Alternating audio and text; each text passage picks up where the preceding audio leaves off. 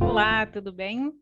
Estamos hoje aqui para bater um papo sobre tradução literária com dois tradutores literários, claro, com grande experiência. O PT Rissati, que é tradutor do inglês e do alemão, e o José Luiz Sanches, que é tradutor do português para o espanhol e do francês para o espanhol. Vamos falar um pouquinho sobre o mundo da tradução literária, um pouco sobre a experiência deles, né, no mercado. Vamos começar apresentando cada um deles. O PT é bacharel em tradução inglês-português pela Unibero, e é especialista em tradução alemão-português pela USP. Trabalha com textos desde 98, né, e já atuou como revisor, como gerente de projetos, como preparador de textos e também tradutor técnico e, claro, tradutor literário.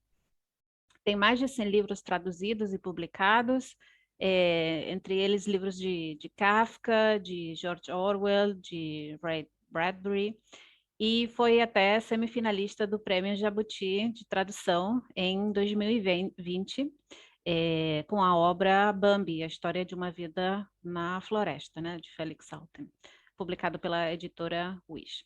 E ele dá aula de tradução literária na pós-graduação em tradução de inglês da Estácio. E temos também o José Luiz Sanches, é doutor em filologia portuguesa pela Universidade de Barcelona e em teoria da tradução pela Universidade Autônoma de Barcelona, é graduado em tradução também pela Autônoma, e já traduziu, por exemplo, o Quixote em parceria do Cervantes, em parceria com o tradutor Carlos Noguet, também traduziu Machado de Assis, Lima Barreto, José de Alencar, Vinícius de Moraes, todos eles do português para o espanhol, e também, por exemplo, o Prêmio Nobel Gao Xinyan, que traduziu do francês para o espanhol, entre outros autores. Ele também foi autor e diretor de 5 dicionários, espanhol-português, e é professor e coordenador dos cursos de pós-graduação em tradução de inglês e de espanhol na Estácio. Então, bem-vindos dois, obrigada por estar aqui. Obrigado pelo convite. Eu queria começar perguntando qual foi a sua primeira tradução? Se vocês lembram. Sim. A gente diz que na tradução todos os nossos livros traduzidos são como os filhos, mas tem alguns filhos que a gente gosta mais, alguns que a gente gosta menos.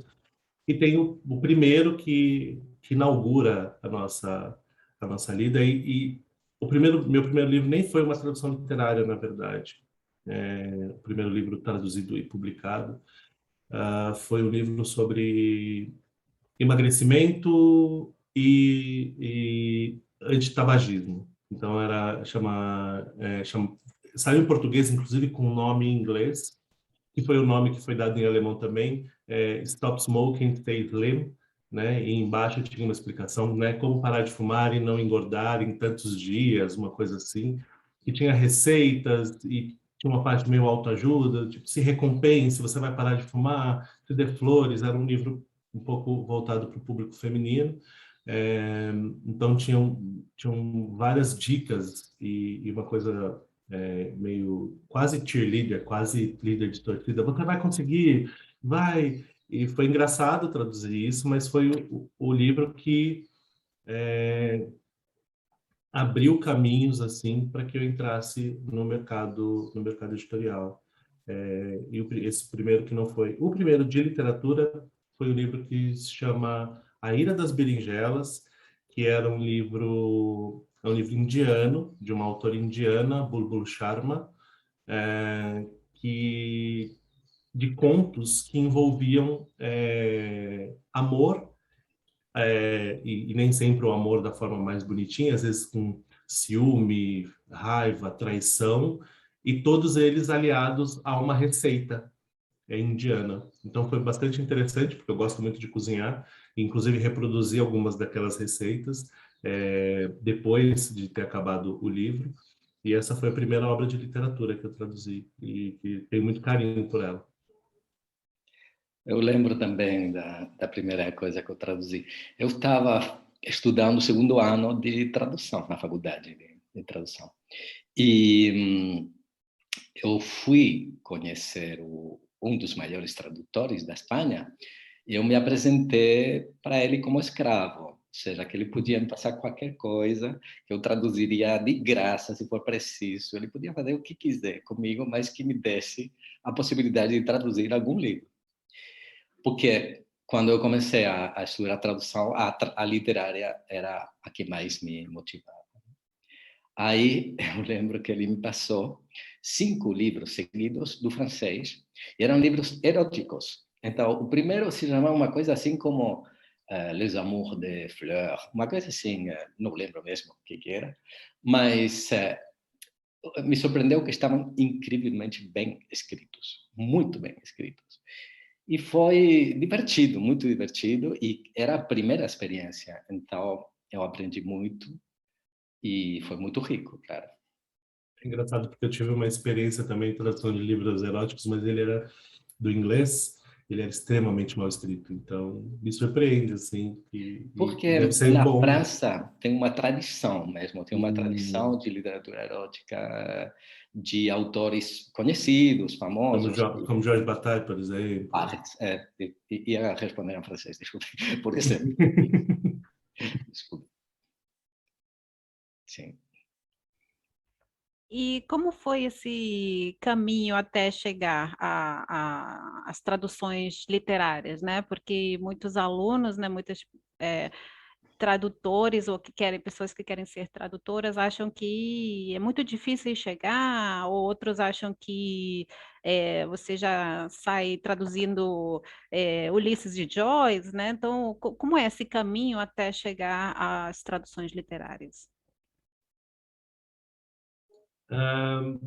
Primeiro, é um caminho de muito estudo, né? Porque o tradutor em si, ele já, a profissão de tradutor já exige muito estudo, estudo constante. Isso eu bato nessa tecla com os meus alunos, que não adianta eu pegar numa gramática ou pegar ou procurar alguma coisa no momento em que eu vou precisar daquilo. Eu preciso estar armado, eu preciso estar equipado com o máximo de conhecimento possível quando eu vou enfrentar um livro, quando eu vou começar um livro. E então a primeira coisa é muito estudo, é muito curso, é muita especialização, seja qual área for. E especialmente na tradução literária é o apreço pela leitura. Óbvio que parece chover no molhado, mas eu conheço muitos alunos e até muitos tradutores que leem pouco de literatura, tanto da literatura estrangeira quanto da literatura nacional, da literatura do idioma para o qual se vai traduzir. E eu acho que isso é uma necessidade básica, né? Se alimentar de literatura para poder produzir literatura. E ler críticas, e ler fortuna crítica dos autores que se amam, ou aqueles que se vai traduzir, porque não é um tipo muito diferente de tradução, né? Não é a tradução que depende tanto, por exemplo, no uso de cat tools, não é uma tradução que vai depender tanto de glossário, de blacklist de cliente, de terminologia. Não basta ter só a terminologia e um português, no caso, né, da tradução para o português, um português correto. Precisa ter muita criatividade, precisa ter bagagem de leitura. Eu acho que a bagagem de leitura, porque o texto joga para a gente várias referências e a gente tem que estar preparado ou para conhecer essa referência, e isso a bagagem de leitura traz, ou saber buscar essas referências. Então, tanto quanto os outros tipos de tradução, talvez um pouco mais nesse sentido de se estudar crítica literária um pouco, ou muito, se estudar a literatura mesmo, as escolas literárias, isso é muito importante para o tradutor literário. Acho que esse é um caminho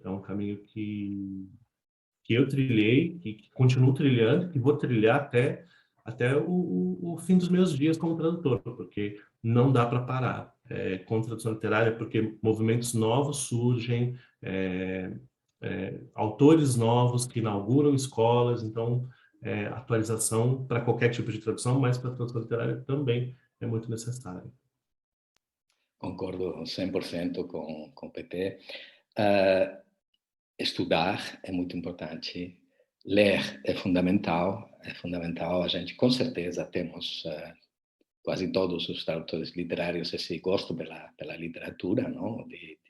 Provavelmente a maioria começamos a ler de crianças, né? Quando éramos crianças. No meu caso, também escrever, eu gosto de escrever e acho que muitos tradutores também literários têm esse costume, não? Então, a gente gosta da literatura. É muito difícil, muitos estudantes acham que, ok, eles se formaram, aí vão receber vão ser selecionados para traduzir um grande autor, não? Isso normalmente é um processo em que você começa traduzindo livros mais simples e já, quer dizer, eu tive a sorte de ter me oferecido como escravo, não? E ter tido, entre aspas, claro, mas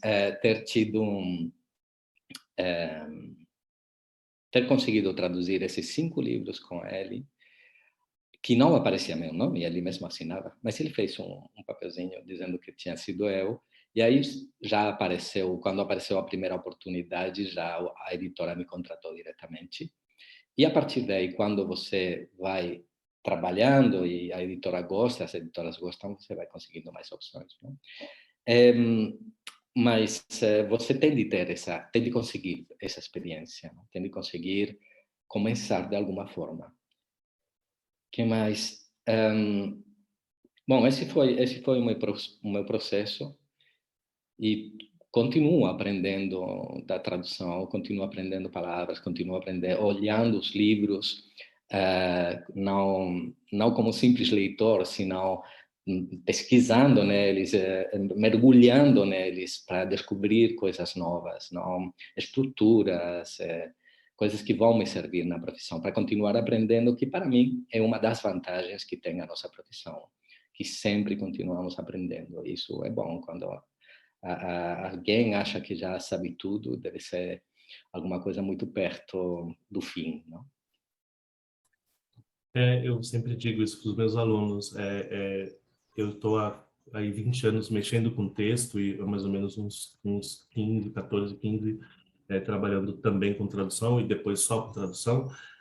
Não teve um dia na minha vida profissional que eu não aprendi uma palavra nova, uma estrutura nova ou uma maneira nova de traduzir uma estrutura que eu traduzia de um jeito e agora traduzo de outro. Então, é uma profissão que você está em constante crescimento, e aí ela parece tediosa porque é ficar na frente de um computador digitando, mas ela não tem nada de tediosa, muito pelo contrário, ela é sempre uma aventura, e a cada livro é uma aventura nova que se abre. Então, é uma profissão que, se você está bem preparado e busca mesmo não só atuar como tradutor, mas atuar em outras áreas, com revisão, preparação de texto, que são áreas que ensinam muito, e eu recomendo isso principalmente para os iniciantes. Busquem trabalhar no entorno da tradução antes de encarar uma tradução, porque encarar uma tradução é uma responsabilidade muito grande, né? Tomar a peito o nome de um autor para servir de voz para ele é uma responsabilidade muito grande. Então, por isso, eu recomendo, trabalhem no entorno da tradução, como eu fiz. Eu comecei trabalhando no entorno da tradução, como revisor, como preparador de texto, e ali eu vi muito o que fazer e o que não fazer dentro de uma tradução. Isso foi uma grande escola para mim, obviamente, depois dos cursos e do meu bacharelado e da minha especialização. Esse foi uma outra maneira de aprender, o aprendizado da prática, que foi muito, muito eficaz para mim, né, para chegar até aqui e para continuar avançando e tendo essa curiosidade. Que trabalho foi o mais prazeroso para vocês? Vocês têm algum livro que vocês falam, esse aqui foi incrível? Eu tenho vários que eu curti muito, muito. O Quixote mesmo foi um dos mais divertidos. Eu já tinha estudado ele na escola desde criança, não? A gente era obrigado a ler o Quixote. Mas na hora de traduzir com o Carlos Noguet, era muito divertido. Então, realmente curti muito. Também livros de amigos também. E gostei muito do Alienista, de Machado de Assis, de Iracema também, foi muito legal traduzir.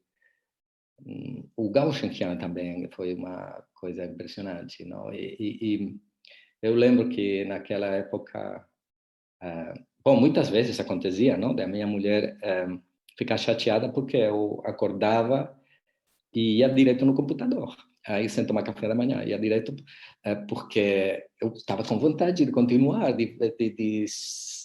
porque a gente mergulha no livro, de continuar vivendo essa aventura, não? Que estava traduzindo. E era, o café esfriava, enfim, era essas coisas. Mas que trabalho tem isso, não?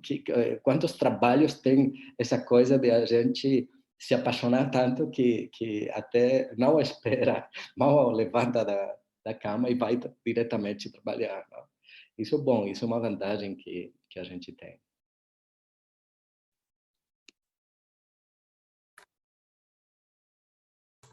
Eu tive algumas experiências também muito boas, assim, muito divertidas. Um que me marcou bastante, e que eu já conhecia a história, já tinha lido algumas vezes, inclusive, foi A Metamorfose, do Kafka, que é um livro curtinho, é uma novela que quase todo mundo meio que conhece a história e sabe o que é, mas não necessariamente sabe, conhece as camadas que aquele texto tem. E foi um texto que, apesar de me trazer um tanto de angústia e tristeza pela história em si, me trouxe muito prazer em redescobrir aquele texto como tradutor. Isso foi uma experiência muito interessante, apesar de conhecer, acho que como o professor Sánchez, lidando com Quixote, deve ter tido essa sensação. Eu já conheço esse texto, mas não conheço de verdade. E quando a gente mergulha na tradução, a gente a gente vê outras camadas e outras nuances que a gente não tinha visto como leitor comum. Mas um livro que eu tive essa coisa, essa pulsão de estar sempre eu tenho uma meta de 10 páginas e fazia 15, 20 porque queria saber mais da história, foi um livro de um autor alemão chamado Sacha Arango. Ele fez um livro chamado A Verdade e Outras Mentiras, que é um livro relativamente curto, então eu fiz muito rápido, eu fiz muito mais rápido, então me deu tempo depois de fazer uma revisão bem calma, porque é um thriller psicológico, que tem momentos muito divertidos e momentos muito tensos. Na Alemanha existe um programa chamado Tatort, que é um programa meio CSI, mas ele está, sei lá, acho que 25 anos no ar, e é um pouco como entre aspas, o Fantástico que nós temos aqui no Brasil. Então, quando dá a musiquinha do Fantástico, dá a musiquinha do Tatort, todo mundo sabe que daqui a pouco é segunda-feira. E também eles têm essa impressão e não se liga para ninguém depois das 9 da noite na Alemanha, das 9 da noite até umas 10h30, 11, não se liga para ninguém na Alemanha, você não interrompe ninguém, porque está todo mundo grudado na televisão vendo o Tatort. E ele é um dos roteiristas, então ele fez uma história incrível, e foi publicado aqui pela Suma Editorial. E é um livro assim muito interessante, muito divertido. E foi esse livro que me deu vontade de traduzir, vontade que acordava e queria ir logo para o computador para fazer. Hoje eu tenho que fazer 5 páginas, eu fazia 12, para saber o que ia acontecer mais um pouco lá na frente. Depois tem uma coisa que as pessoas acham que os autores mais famosos, mais conhecidos, assim, não, mais respeitados, são os mais difíceis de traduzir, mas não é verdade. Esses livros normalmente estão muito bem escritos, então normalmente para mim foi sempre mais fácil de traduzir do que alguns autores que escrevem mais mais livros muito rápido e sem tanto cuidado, não? Então, esses livros são muito mais difíceis. Traduzir Machado de Assis foi fácil. Claro, você tem de pesquisar mais, com o Quixote também, mas às vezes é muito mais difícil quando o autor, quando você tem de mudar absolutamente tudo, porque não, a estrutura não está bem feita, você tem de melhorar um pouco, às vezes, o original com livros que não têm, quando você começa e tem livros que não são muito bons, não? Depois desses 5 livros eróticos, começaram a vir outros livros menos bem escritos, até que depois foi melhorando um pouco o nível. E aí já comecei, tive a sorte de a editora tinha um livro que era urgente, muito urgente, tinha 13 dias, era a biografia da Vivian Leigh, do O Vento Levou, não? O filme. E devia sair rápido e precisavam de algum louco que quisesse traduzir isso em 15 dias. E eu fiz. Aí foi a minha primeira oportunidade e a partir daí era para a editora Planeta, a partir daí já começou a ser tudo muito mais fácil. Eu acho Você que quando a falou... gente Ai, desculpa. enfrenta, quando a gente enfrenta essas loucuras, né? Como eu também pegar um livro de fantasia, que também tinha uma pressa grande para traduzir, tinha 700 páginas, e me deram 1 mês e meio para traduzir, eram 13, 14 horas de trabalho, todos os dias, de segunda a segunda, não tinha pausa, mas consegui fazer. E depois pedi, falei assim, olha, eu fiz muito correndo, eu fiz, né, o que eu pude, as revisões e tudo mais, e eu gostaria de acompanhar o processo de revisão para saber, porque com certeza houve falhas aí, e aí eu pude acompanhar o processo de revisão. Então foi uma experiência, e é uma experiência que eu não quero repetir, porque eu fiquei sem comer, fiquei sem, quase caí doente, porque eu não fazia nada, não comia, não bebia, eu só tomava banho, tomava água e tomava café, muito café, muito café, muito café. Mas são essas experiências que a gente evita. E como o professor Santos falou, por exemplo, eu traduzi o Dürrenmatt, eu traduzi a promessa do Dürrenmatt, e ele é tão bem escrito, que todo mundo fala, nossa, como foi traduzir Dürrenmatt? Eu falo, fácil, não foi complicado, não foi complicado. Tem um outro livro dele que é mais complicado, que eu estava no processo de tradução, mas esse livro específico, A Promessa, foi tranquilo, não foi um livro que me fez arrancar a cabeça. O Kafka é um pouco mais difícil, porque o Kafka em si ele é complicado, né? Ele é todo com as estruturas, com as palavras e tudo mais, então dá um pouco mais de trabalho. Mas o Orwell, por exemplo, também não tem grandes dificuldades de texto, é mais o conteúdo. Então, os livros de grandes autores, ou de autores que a gente às vezes chama de autores profissionais, que estão ali trabalhando o texto de forma séria, eles geralmente são muito fáceis de traduzir. Agora, quem produz assim como máquina, muitas vezes dá bastante trabalho.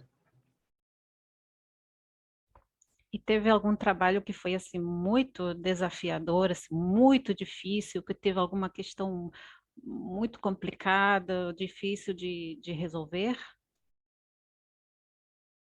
Bom, no meu caso, o Quixote foi o mais difícil, porque tinha palavras...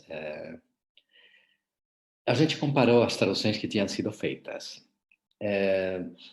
Numa tradução que tinha sido feita, eu mesmo encontrei mais de 300 erros. Então, erros de todo tipo. Então, a primeira coisa é palavras de então que mudou o significado e que não significam o que parece que significam agora. Então, tinha todo tipo de erros. Então, foi necessário pesquisar dicionários da época. Então, isso fazia que a tradução fosse muito lenta, não? Muito devagar.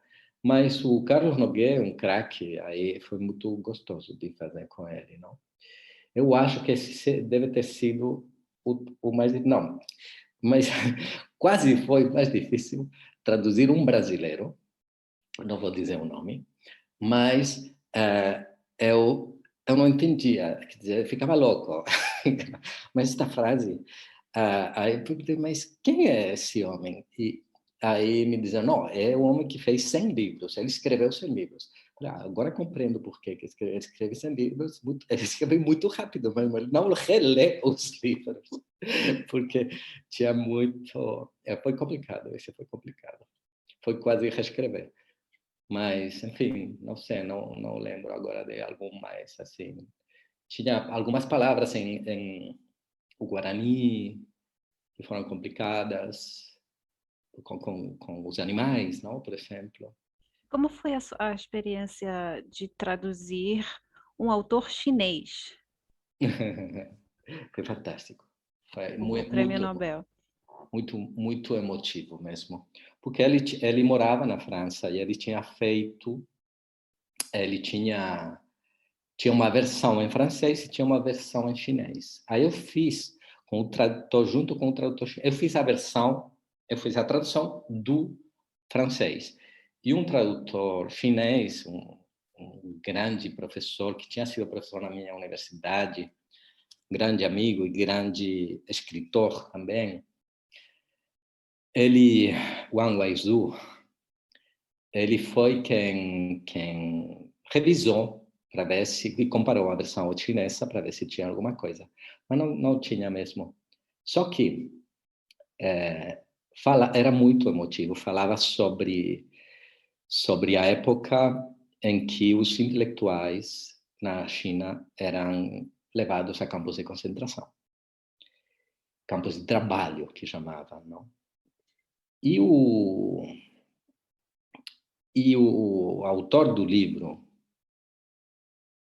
e o Wang tinham vivido a mesma experiência. Então era tudo muito, muito emotivo. Era tudo muito na flor da pele sempre, não? Mas foi uma experiência muito rica. Infelizmente o Wang faleceu faz pouco tempo e guardei com ele uma amizade que se criou a partir desse momento incrível, não? E ele deixou muitas traduções do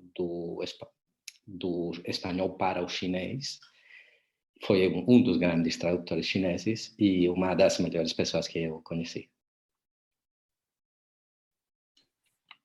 É engraçado porque eu também tenho uma experiência com um Nobel chinês, que é o Liu Xiaobo, que foi, se não me engano, em 2013. E o engraçado dessa experiência é que eu traduzi do alemão, porque ele tinha... A base dele era um pouco Alemanha, a mulher dele foi para a Alemanha, mas ele foi preso por ter escrito esse livro que chama Eu não conheço, eu não tenho inimigos, não conheço ódio, em que ele falava de vários aspectos da sociedade chinesa e em forma de ensaios, desde o erotismo na China até o rapto de crianças para trabalhos forçados, até toda essa questão dos intelectuais que eram levados a campos de trabalho, e ele terminava com vários poemas dedicados à mulher. Então, foi bastante emocionante, e aí fiz essa tradução foi publicada, bem recebida aqui no Brasil, e aí eu fui para a minha primeira estada na Casa de Tradutores Loren, na Suíça, e lá tinha uma tradutora chamada Karin Betts, e conversando com ela, soube que ela era tradutora do chinês, e eu lembrava daquele nome, por que eu conheço esse nome? E eu falei, Karin, você traduziu alguma coisa do chinês faz pouco tempo, de algum Nobel? Ela falou, eu traduzi o Liu Xiaobo. Eu falei, então eu traduzi a sua tradução.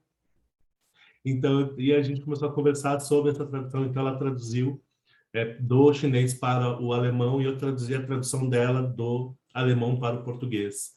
E depois vimos que tínhamos vários encontros na vida sem saber, sem querer, e fomos nos encontrar lá. Essa foi uma experiência muito interessante também. Que bonito, Peter. Uhum. A gente não sabia que tínhamos essa coincidência também. E vocês tiveram, quando traduziram autores vivos, vocês tiveram contato com os autores para poder tirar dúvida? Ou eles quiseram ver a tradução depois? Vocês tiveram algum tipo de relação com autores? Sim, sim. Sim, é bom poder, às vezes, contar com o autor, não? Principalmente quando quando tem alguma dúvida, assim, importante. Brasileiros, assim, o Miguel Sánchez Neto, que acabou sendo grande amigo meu, o Antônio Torres também, com os dois tirei algumas dúvidas, sim, que interessantes. E isso é muito rico, isso é muito rico. Uma coisa muito curiosa, eu falei antes, não, que a gente mergulha nos livros muito mais do que lê os livros, não? A gente entra nos livros mesmo, não? Eu acho que nós deveríamos ser como um vidro, não, transparente, que o leitor não lê, não vê, a gente só vê o autor, mas na realidade está lendo a gente. E a gente mergulha tanto no livro que eu lembro com algum autor que eu lembrava mais de algum trecho do que ele mesmo tinha escrito.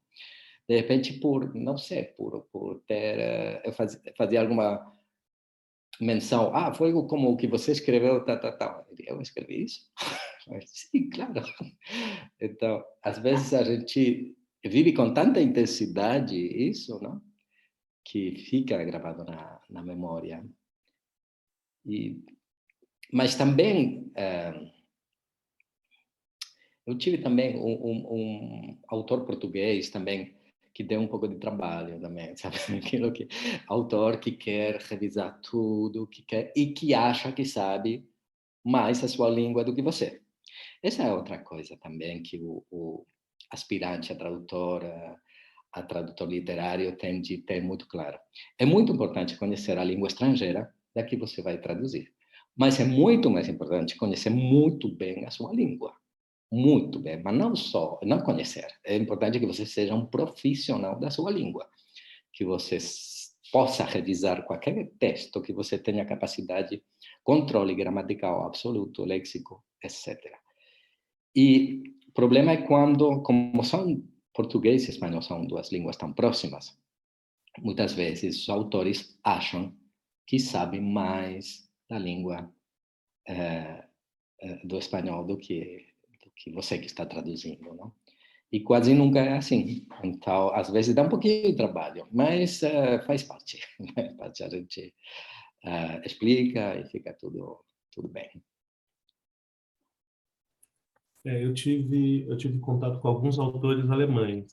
Eu tive um contato até bastante próximo, e até hoje converso com ela de vez em quando. Ela chama Nina George, ou Nina George, depende de onde a gente está no mundo. Tive contato com o Michel Kampfmüller, que foi o autor de O Esplendor da Vida, que conta o último ano do Kafka. Ele me encontrou, na verdade, porque saiu uma matéria, acho que foi no Globo, falando sobre esse livro, que esse livro ia sair aqui no Brasil. A autora da matéria estava fazendo um apanhado das traduções de Kafka e sobre Kafka, e o livro ainda não tinha saído, mas o meu nome já estava atrelado à tradução desse livro, e aí ele entrou em contato comigo. E foi até engraçado que eu tirei uma dúvida com ele. Eu falei, olha, eu percebi que as partes do Kafka são todas embaralhadas, trocadas propositalmente, há vários deslocamentos de frases para causar, parece proposital a causar vírgulas no texto. E eu atribuí isso ao fato do Kafka ser tísico, né? Ter esse problema da respiração e tudo mais. E foi engraçado que ele respondeu, não tem nada a ver com isso. No início do livro, eu digo, o doutor é um homem complicado. Então, todas as partes dele são mais complicadas. Mas eu gostei muito dessa sua explicação, vou começar a usar. Então, foi divertido isso. E tive contato também com uma autora que o livro ainda não foi lançado, mas deve ser lançado em breve, chama Ulla Lentze. E ela fez um livro muito bonito, muito emocionante, sobre um operador de rádio que estava nos Estados Unidos, era um operador de rádio alemão, que foi para os Estados Unidos na época, um pouco antes da Segunda Guerra Mundial, e ele enfrenta, ele era judeu, na verdade ele sai da Alemanha, vai para os Estados Unidos, era judeu, e ele retrata um pouco a época em que antes da declaração da Segunda Guerra, inclusive muitos judeus apoiavam as atitudes do Hitler antes dele começar com as ofensivas contra os judeus. Então havia nos Estados Unidos, né? Então havia já sociedades, já grupos nazistas dentro dos Estados Unidos, no finzinho da década de 20, no começo da década de 30. Então ela faz um retrato bem fiel e bastante emocionante dessa época. Ela também entrou em contato comigo, e aí eu não sei como ela soube, porque esse livro ainda não está nem anunciado aqui no Brasil, mas ela soube que eu iria traduzir esse livro e ela me mandou algumas recomendações, umas erratas, uma coisa sobre o livro, e foi muito simpático, inclusive. Então eu tive alguns contatos com, e sempre foram muito prolíficos, assim. Com a Nina, inclusive, eu já estou no 4º livro que eu traduzo dela, e sempre que eu tenho alguma dificuldade, eu falo, eu posso fazer isso, posso fazer aquilo. Em alguns momentos ela fala, o especialista em português é você, eu confio na sua tradução. Isso foi muito bom de ouvir. Ouvi por e-mail e depois eu a conheci na Feira de Frankfurt, e ela falou assim, você entendeu o que eu falei? Você é o especialista. As minhas traduções estão indo bem no seu país, então quer dizer que está em boas mãos. Então foi muito interessante, muito bonito ouvir isso. Que legal, muito bonito mesmo. Reconhecer o seu trabalho, né? Muito bom. Vocês têm alguma metodologia na hora de traduzir? Por exemplo, vocês leem o livro antes de traduzir, vocês estudam o autor, ou não, sentam e já começam a traduzir direto? Eu não gosto de ler o livro antes. Eu prefiro ir descobrindo e revisar mais vezes se for preciso. Para viver com mais intensidade. Eu prefiro realmente, mesmo que tenha algumas pessoas que preferem ler primeiro, tirar as dúvidas, palavras difíceis, então acho que isso é muito pessoal. E eu prefiro descobrir, viver o livro intensamente assim e depois já fazer um trabalho de revisão muito maior e procurar a coerência, qualquer coisa que tenha pulado, para poder me surpreender à medida que vou traduzindo. Eu faço também como o professor Sanches. Primeiro porque não dá muito tempo, né? Com todas as atribuições que a gente tem, não dá tempo de parar, vou ler este livro, com o qual eu já vou trabalhar daqui a pouco. Então eu prefiro tirar esse tempo para ler outros livros, para relaxar e deixar, e viver mesmo. E eu até comento com os alunos, a gente, quando lê o livro inteiro, às vezes a gente já lê o livro, e não tem jeito, mas quando a gente não conhece o livro e mergulha nele, a gente tem menos possibilidade de dar spoiler por alguma coisa que a gente já viu, que a gente já sabe, e às vezes o inconsciente prega as peças na gente, e é um adjetivo, um arranjo de frase que você faz, que você pode revelar uma coisa que você já sabe lá na frente. Então, eu também prefiro ir passo a passo. Obviamente, eu leio um pouquinho, umas 2, 3 páginas na frente, para ver se tem alguma coisa que eu já tenha que mudar antes, que eu já tenha que algum rumo que eu tenha, mas eu não leio o livro inteiro. Eu gosto dessa experiência de descobrindo, como leitor, ainda que como um leitor especial, um leitor que faz uma leitura muito mais horizontal do que vertical, muito mais vertical do que horizontal, né? Muito mais profunda. Eu prefiro descobrir passo a passo como leitor, como se eu estivesse ali recriando, e é mesmo uma recriação, como se eu estivesse recriando junto com o autor aquela história em português. Então, para mim, faz mais sentido assim. E dou uma estudadinha, porque tive algumas experiências de estudar, e eu bato nessa tecla com os alunos. Tive uma experiência, na verdade, de descobrir no meio do caminho que o protagonista do meu livro não tinha sexo, e eu, né, o sexo não estava definido, né? Não se sabia se era masculino ou feminino. E se eu tivesse pesquisado no Google, primeiro pelo nome do protagonista e pelo nome do autor, o primeiro texto era o nome do próprio autor dizendo: eu não sei o sexo do meu personagem, porque eu queria um personagem para discutir exatamente essa questão do gênero. E se eu tivesse pesquisado 5 minutos, eu teria descoberto esse texto, eu não teria que ter refeito praticamente metade de um livro. O livro tem, sei lá, 300 páginas, eu estava nas 140, 130, e aí ali eu me dei conta de que o sexo do personagem nunca tinha sido mencionado. E eu já tinha feito esse personagem falar obrigado e etc. E usado ele em vários momentos para se referir, e adjetivos né, estou muito cansado, porque ele é o narrador, né? Estou muito cansado, etc. e tive que revisar tudo isso, tive que tirar todas as marcas de gênero do texto. Então, se eu tivesse pesquisado um pouquinho, eu teria me poupado desse trabalho. Então, agora eu dou uma pesquisada assim na recepção, como esse livro foi recebido, fortuna crítica, um pouco do autor, para não ter sabores depois. Agora eu fiquei curiosa, né? Com uma língua como o português ou o espanhol também, que tem essa flexão de gênero, como você conseguiu eliminar essas marcas no texto?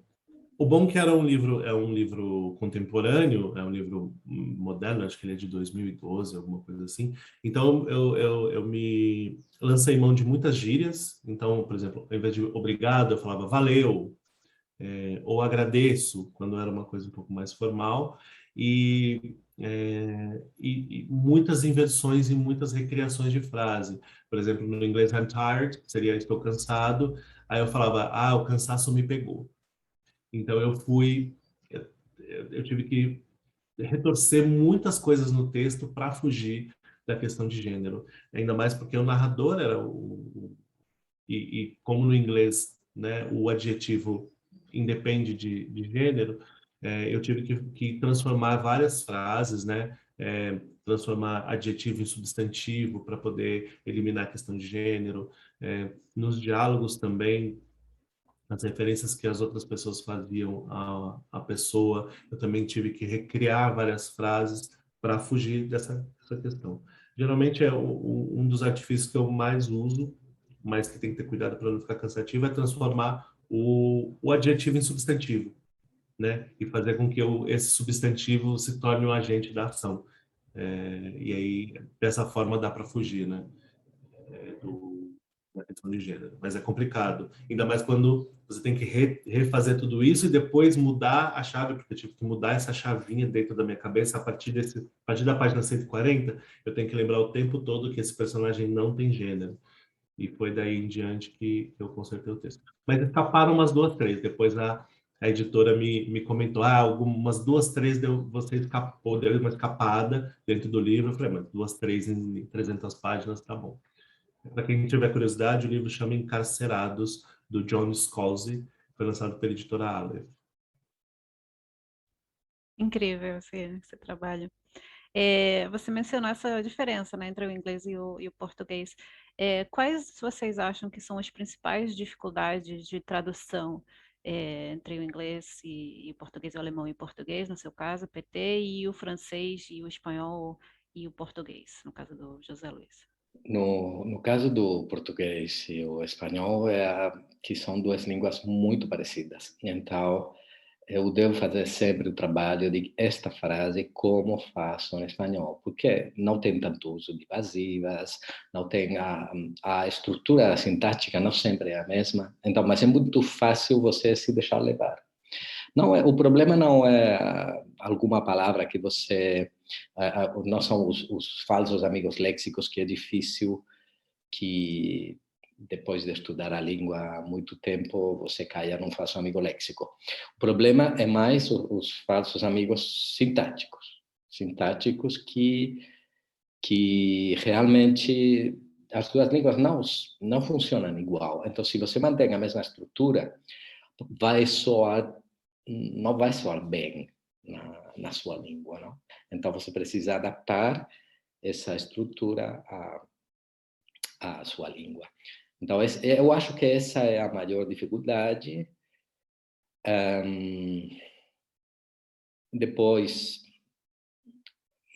bom, eu praticamente diria que essa entre espanhol e português e espanhol, eu acho que é a maior dificuldade. Com o francês e o espanhol, como são duas línguas bastante diferentes, eu não tenho esse problema. Então, normalmente, para mim, tem mais distância, é muito mais...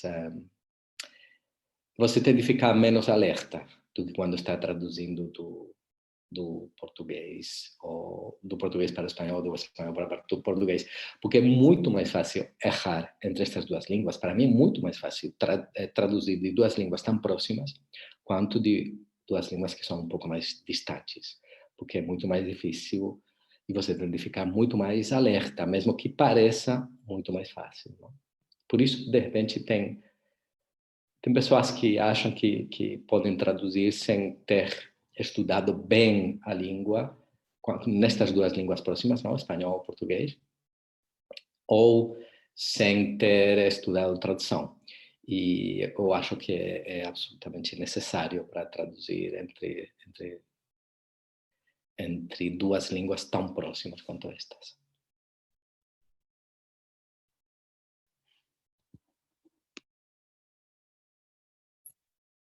No caso do inglês e do português, nós temos um problema que é cada vez mais frequente, que os brasileiros têm usado algumas estruturas do inglês dentro do português inadvertidamente.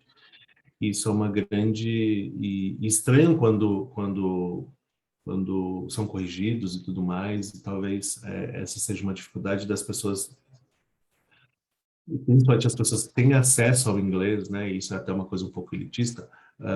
As pessoas que têm acesso ao inglês ficam confusas quando você usa um português normal, o que eu chamo de normal, né? Mas a dificuldade na tradução é mesmo se afastar um pouco e, como o professor Santos falou, mesmo no inglês há falsos amigos sintáticos, né? É muito fácil no momento de cansaço, ou no momento de distração, de se deixar levar por uma estrutura do inglês, que é uma língua que também funciona de uma forma totalmente diferente do português, mas que tem aquela estrutura sujeito, verbo, predicado muito parecida. Então, por exemplo, no caso das regências verbais e nominais, né, que em inglês tem uma regência totalmente diferente, mas é muito fácil usar uma regência verbal, por exemplo, do inglês no português e achar que está correto porque faz sentido, porque não fica muito estranho. Tô tentando até lembrar, por exemplo, estar apaixonado com alguém e não estar apaixonado por alguém. Então, isso é uma tensão que precisa ser redobrada. Ainda que não sejam línguas tão próximas, a estrutura é muito próxima. Já o alemão... Em espanhol sim. também as regências é uma coisa que é difícil, porque às vezes você se acostuma também de ouvir numa língua, aí depois pode fazer o erro na sua própria língua. Isso sim, é curioso. exatamente. Já no alemão, a parte boa é que é uma estrutura muito diferente, as palavras são diferentes, a questão do substantivo, de todos os substantivos serem letra maiúscula, já dão uma diferença muito grande para a língua, então a recriação é muito maior. Então, logo o afastamento também das estruturas é muito maior. O grande problema é aprender essas estruturas e conhecer essas estruturas a fundo e todas as exceções que essas estruturas trazem. E as expressões idiomáticas também, né? Eu acho que no alemão um grande problema é que eles usam muitas expressões idiomáticas e que tem tudo a ver com a realidade deles. Isso sem falar nos dialetos que aparecem nos livros o tempo todo. E aí o que a gente faz com os dialetos que aparecem quando a gente está traduzindo para o português, que não tem necessariamente tem socioletos e tem diferenças regionais, mas a questão dialetal na Alemanha são outras línguas mesmo. Não é simplesmente uma palavra ou outra que muda o regionalismo, ou não, estruturalmente elas são diferentes. E aí, se você vai para a Suíça, isso piora um pouco, né? Se você vai para a Suíça, você tem o alemão de Zurique, você tem o alemão de Berna, você tem o alemão, cada partezinha da Suíça, aquele país que tem o tamanho de São Paulo, né? Do estado de São Paulo, cada parte tem um dialeto muito próprio, né? Que são próximos, mas que são como é o mesmo, é um alemão, mas é meio como espanhol desses três lugares, né, em Zurique, em Berna e mais ao norte. Esses três lugares é como espanhol, português, espanhol e italiano, né? E dentro da Alemanha você tem dialetos que puxam mais para o holandês, você tem dialetos que não tem nada a ver com nada. O dialeto de Darmstadt é muito difícil, por exemplo. é muito diferente do alemão padrão, que a gente chama. E às vezes, muitas vezes, esses dialetos aparecem nos livros para caracterizar um personagem. E aí é um desafio mesmo, decidir o que fazer com aquele personagem. Aí a gente acaba optando ou por um socioleto, baixar o registro daquele personagem, ou aumentar o registro do personagem, dependendo da região onde ele está. Então, o complicado, além de ser estruturalmente totalmente diferente do português, são os dialetos que de vez em quando aparecem nos livros. Eu estava escutando, eu fiquei um tempão na Alemanha também, na Universidade de Heidelberg, e eu estudei também alemão, mas cheguei a traduzir, a fazer até tradução consecutiva. Eu acho que isso foi em outra vida mesmo, porque seria absolutamente incapaz de levar uma conversa normal em alemão com alguém. Mas é verdade que tem essas diferenças tão notáveis, não? Eu não sei como você consegue levar. É uma língua muito difícil. É uma língua, acho que, se não me engano, é o Erwin Theodor que falava assim, não basta uma vida para aprender alemão. E é o tipo de língua que você aprende, todos os dias aprende uma palavra, uma estrutura nova, e a minha velocidade é muito menor, porque eu brinco que parece um joguinho que você tem que desconstruir, você tem que quebrar a frase toda em pedaços, depois pegar esses pedacinhos e joga para cá, o que está lá no final, que em português é no começo. Então E depois é o mais alemão lento. tem essa coisa não de juntar a palavra, vai juntando conceitos, aí você não tem como traduzir isso, porque Sim. uma palavra só tem um conceito que você não consegue explicar com uma palavra só. E muitas vezes vira uma pequena frase ou uma pequena explicação, porque não tem como. Mas é divertido.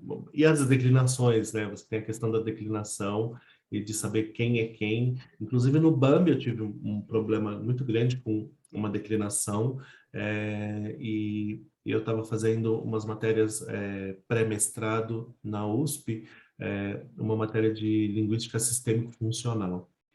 E eu só descobri aquela frase, o que aquela frase realmente significava, por conta dessas aulas, porque eu consegui desmembrar aquilo em funções, desmembrar a frase em funções e ver qual palavra estava desempenhando cada função, e junto com meu conhecimento de declinação, eu falei, é essa frase. E todas as traduções que eu peguei, essa frase está errada. Todas as traduções para vários idiomas que eu peguei, os idiomas que eu conheço um pouco, essa tradução está errada, porque aquela frase está montada de um jeito que você fala assim, eu não estou entendendo, porque a frase causa um paradoxo de um capítulo para o outro. Em um capítulo fala, ai, fulano desapareceu, e no capítulo seguinte, o fulano está na toca. Então, não era o fulano.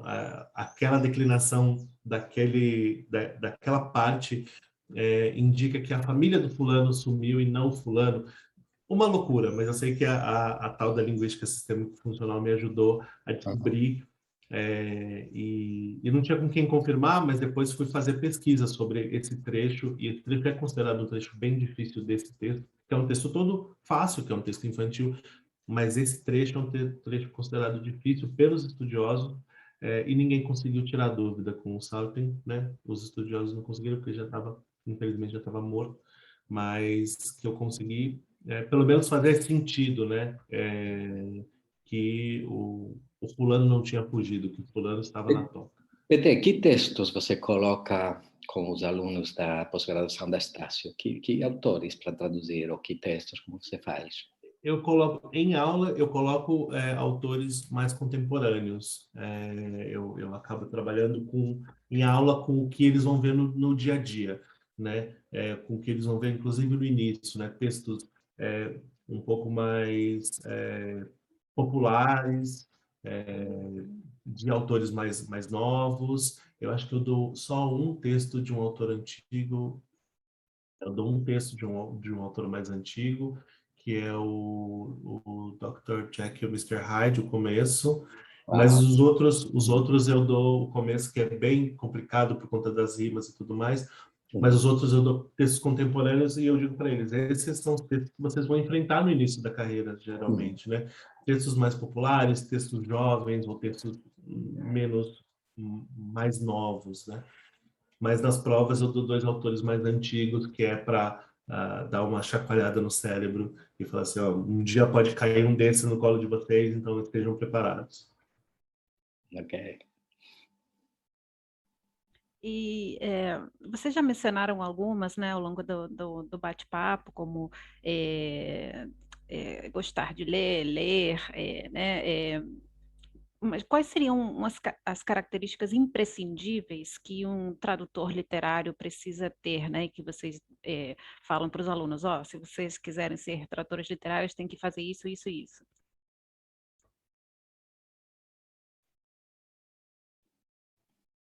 Eu acho que a primeira a gente já falou, a leitura, isso é fundamental mesmo, não tem como escapar, tem que tirar um pouco do tempo do Netflix da vida, tem que tirar um pouco do tempo dos seriados, dos streamings e tudo mais, da própria rede social, e dedicar esse tempo à leitura. E leitura e tudo. Ah, professor, mas eu já leio o dia inteiro, porque eu estou o dia inteiro no Facebook. Não, é como exercício físico. Eu não falo que eu faço exercício físico porque eu subo e desço as escadas na minha casa 10 vezes por dia. Isso não é exercício físico. Exercício físico é proposta. Eu vou me propor a fazer o exercício. Então, eu vou parar meia hora do meu dia para caminhar, meia hora, 40 minutos. Então, com a leitura tem que ser a mesma coisa, porque o cérebro é como um músculo, ele tem que ser exercitado o tempo todo. Então, leitura. Eu acho que duas características de um bom tradutor é ser um bom leitor e ser muito curioso. Muito curioso. Não se contentar com a primeira acepção do dicionário, nem com os primeiros 3 links da pesquisa do Google. Ele tem que chegar pelo menos até a página 10 das pesquisas no Google e não ficar satisfeito com isso e precisa gostar de escarafunchar um dicionário e achar novas possibilidades e sempre buscar novas possibilidades. Isso faz parte da curiosidade também. É verdade. Concordo. Ler, gostar de pesquisar, mas é gostar. Eu acho que eu tenho alunos, não, que muitas vezes eles estão mais preocupados por que área da tradução vai dar mais dinheiro.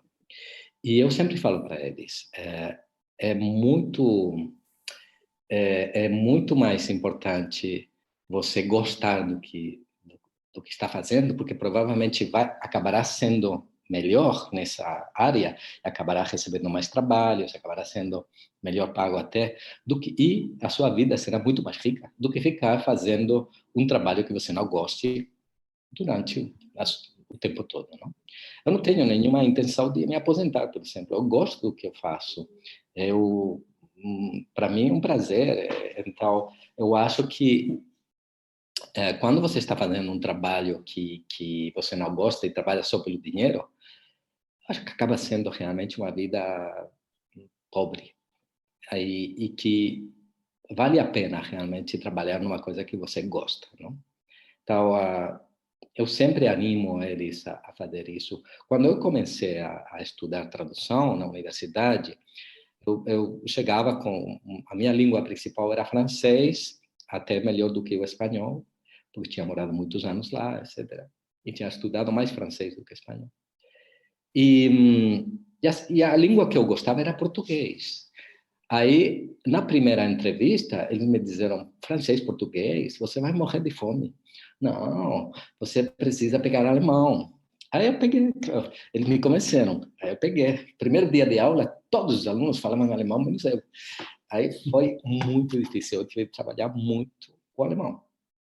O que aconteceu no final? Eu acabei traduzindo, principalmente do português. Por quê? Eu peguei como disciplina livre, peguei todas as disciplinas de português porque eu gostava. Então, eu fazia por prazer e fui aprendendo por prazer mesmo. E quando você aprende porque gosta, é muito melhor. Foi o que aconteceu comigo no alemão. Ok. E acabei traduzindo mais do português do que de qualquer outra língua, fazendo dicionário. Então, finalmente, você acaba se dando bem com a coisa que você gosta. Isso é normal. Eu tenho como língua de trabalho, não que eu desgoste dela, eu gosto muito do inglês, mas eu tenho ela mais como uma língua de trabalho, que me traz trabalhos prazerosos para fazer. Agora, eu tenho muito mais prazer em lidar com o alemão, né? Em lidar com a língua alemã, em lidar com as leituras e tudo mais. O alemão me dá mais prazer no sentido de trabalho. Mas tem o inglês como a língua principal, a língua de trabalho principal e na qual eu me empenho mais até porque aqui me traz mais trabalho, porque não temos tantos autores alemães assim sendo traduzidos aqui no Brasil, então o que me traz mais dinheiro é o inglês. Mas já sou procurado como duas características, né? Tradutor de alemão e o tradutor que lida com Segunda Guerra. Então, que é um assunto que também me encanta, é um assunto do qual eu gosto muito. Então, sempre que há um livro, seja em inglês ou em alemão, que lide com a questão de Segunda Guerra, de pré-Segunda Guerra ou um pouco pós-Segunda Guerra, geralmente as editoras acabam lembrando de mim. E não porque sou um estudioso do assunto, mas porque já venho lidando com ele há algum tempo, né? Participei da biografia, que eles até chamam de biografia definitiva do Hitler, de um autor que chama Volker Ulrich, que saiu agora, acho que faz um ano e meio ou dois aqui no Brasil, saiu o primeiro volume e provavelmente em 2022 já sai o segundo volume, são 2 volumes imensos, mas que me ensinaram muito sobre essa persona do Hitler e também sobre todo o entorno da Segunda Guerra, né, todos os acontecimentos. Então é um livro muito interessante que pega desde o nascimento de Hitler até a morte dele em 45. Então, e tenho muito prazer de lidar com o alemão, né? Não que o inglês não me dê prazer, mas que eu me encaixo melhor, ainda que demore mais e ainda que isso acabe até às vezes refletindo nos meus ganhos, mas o prazer que eu tenho nas descobertas que eu tenho nos livros alemães compensa tudo isso. Essa dica isso que você acabou de falar, de que te passa muito trabalho sobre a Segunda Guerra Mundial, eu acho que é uma boa dica para os aspirantes a tradutores, que muitas vezes alguns acham que quantas mais coisas eles fazem, melhor, não? Então, eu vou ser tradutor literário, vou ser tradutor técnico, vou ser... ampliar muito, não? E é ao contrário.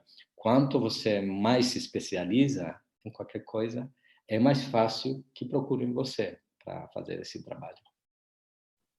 No início eles ainda não têm muito, né, essa visão, né, de se especializar, como eu não tive quando comecei e fiz as coisas mais diversas, mas chega uma hora que isso vai se afunilando, né? O gosto vai se afunilando também e a identificação vai ficando mais forte por uma área ou outra.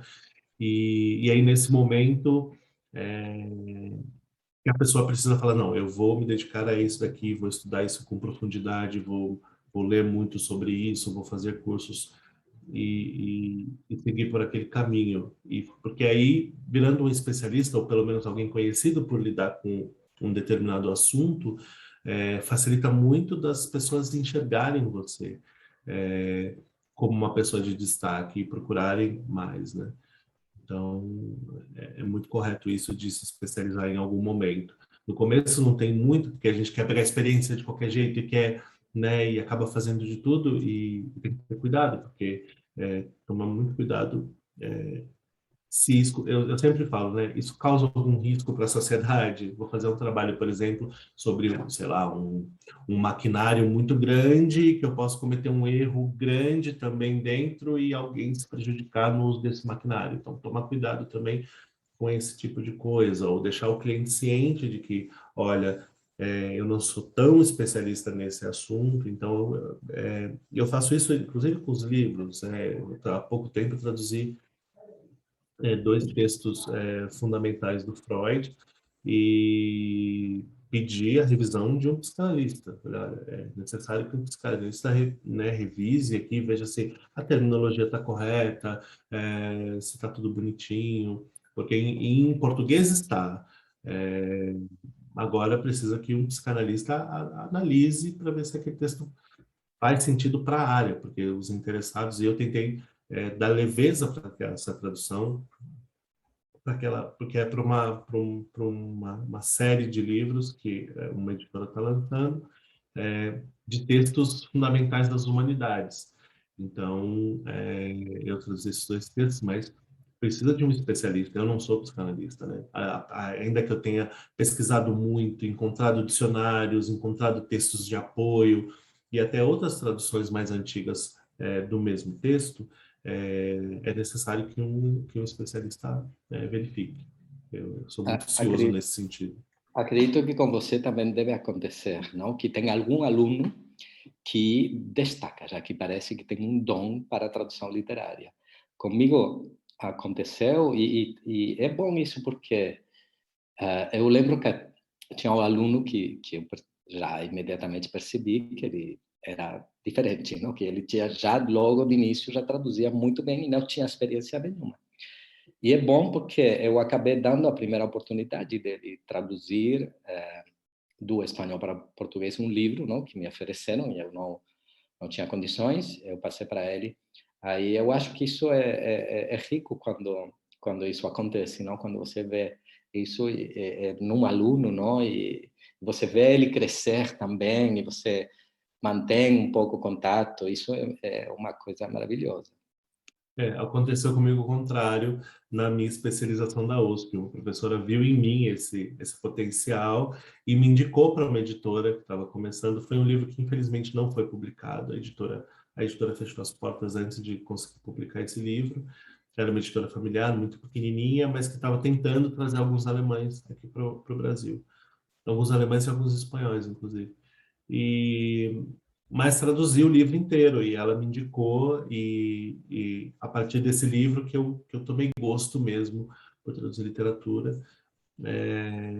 E aí veio o primeiro livro publicado mesmo.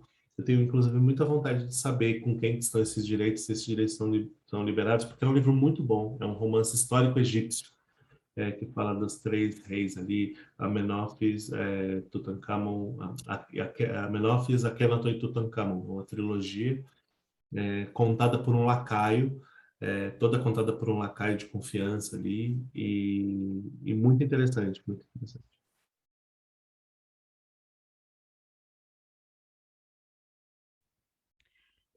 Qual é a sua sensação com relação... muitos alunos muitas vezes focam na língua estrangeira, né? Querem, obviamente, é muito importante entender a obra, conhecer a cultura, mas a obra será traduzida, né? Aquela obra estrangeira vai ter que ser recriada em português, no seu caso, PT, em espanhol, no caso do professor José Luiz. Eu acho que às vezes o aluno perde de vista isso, né? Talvez não dá tanta importância ao português quanto à língua estrangeira. Com certeza, isso acontece. E também o vocabulário está diminuindo muito, e os alunos, a cada ano, parecem ter um vocabulário mais limitado. E isso é um fenômeno mundial que está acontecendo no mundo todo. E é preocupante. Por exemplo, o Quixote tem 15.000 palavras diferentes, não? Um estudo da agência F mostrou que uma pessoa culta, um jornalista, dominava 4.000 palavras diferentes, não? E que um adolescente não passava entre 500 e 700 palavras. Então, a, a linguagem cada vez é mais pobre, e isso é preocupante. Nós temos, como profissionais da língua, não, a obrigação de promover o estudo da língua, o estudo das palavras. E é verdade que que está acontecendo com esta globalização, está acontecendo também, a desvantagem provavelmente seja que a cada dia as nossas línguas são mais pobres, não? Antes era impossível fazer tradução automática, hoje em dia é mais possível. E, enfim, eu acho isso preocupante. Porque a tecnologia, quando entra em contato com a língua, né, quando começa a invadir o terreno da linguística, começa a criar essas questões da linguagem controlada, exatamente para possibilitar a tradução automática, né, a tradução por máquina. E o problema é que essa linguagem controlada acaba virando a linguagem, né? A linguagem controlada começa a não ser só usada nos manuais de maquinário pesado, como era antigamente, agora elas são usadas também em textos jornalísticos, que era o lugar onde as pessoas iam obter um pouco de conhecimento de variedade linguística, né? E hoje em dia não. Os textos são feitos com a linguagem controlada exatamente para poder ser traduzidos por tradutores automáticos gratuitos ou pagos, enfim. E isso prejudica muito a manutenção de uma riqueza linguística, né? E eu acho que nós devemos rumar contra essa maré, né? Ainda que a tradução automática facilite muito, né? Eu, por exemplo, não falo chinês, não falo russo, apesar de ter tentado aprender um pouco, não falo sueco, então a tradução automática ajuda a entender um pouco o que esses lugares estão trazendo de informação, mas isso por conta da linguagem controlada. Eu não devo me manter nessa linguagem controlada, eu preciso expandir meus horizontes linguísticos o máximo possível, o máximo que eu puder. E isso, hoje em dia, o combate disso são os livros, né? É a literatura. Porque antigamente o jornal servia para isso também, e hoje o jornal também está sofrendo com a questão da linguagem controlada, exatamente por uma questão econômica. Então, é possível e é desejável, e a gente precisa, inclusive para manter a nossa profissão viva, mais viva do que nunca, remar contra essa maré. E a única maneira são os livros mesmo, os estudos com os livros, com a literatura, com a ficção e não ficção, enfim, mergulhar nos livros para estender cada vez mais o nosso horizonte linguístico. Acredito que dificilmente a tradução automática vai chegar à literatura, né, que é a tradução literária, que é uma área bem mais criativa, né, mas já não duvido de nada, porque recentemente teve uma polêmica relacionada com a tradução automática de séries, né, tem uma série que está fazendo muito sucesso, e ela foi traduzida da língua original para o inglês e depois do inglês para um montão de línguas diferentes com tradução automática, e depois os legendadores só precisavam fazer a revisão, né? Então, uma área tão criativa quanto a legendagem, que precisa ser criativo, né, ser conciso, reduzir, enxugar o conteúdo, mas ao mesmo tempo ser expressivo, né, precisa de muitos recursos criativos, né, já falei várias vezes, mas já chegou a tradução automática aí, né, na legendagem. Esperemos que não chegue nunca a tradução literária, acredito que não. Você que está vendo o vídeo provavelmente se perguntará onde encontro a Meritxell, a professora Meritxell Almaza, o professor Peter Rizatti, ou eu mesmo. Você encontra a gente na pós-graduação da Estácio em tradução. E, Meritxell, acho que o tempo nosso já foi. Então, obrigado, Peter, pelo bate-papo com você, foi fantástico. Eu que agradeço, foi muito bom mesmo. Obrigado, Meritxell, por coordenar este bate-papo. Imagina, eu que agradeço, foi muito interessante. E até mais para todos vocês. Tchau, tchau, gente. Nos vemos na Estácio. Tchau, tchau. Vemos na Estácio. Até mais.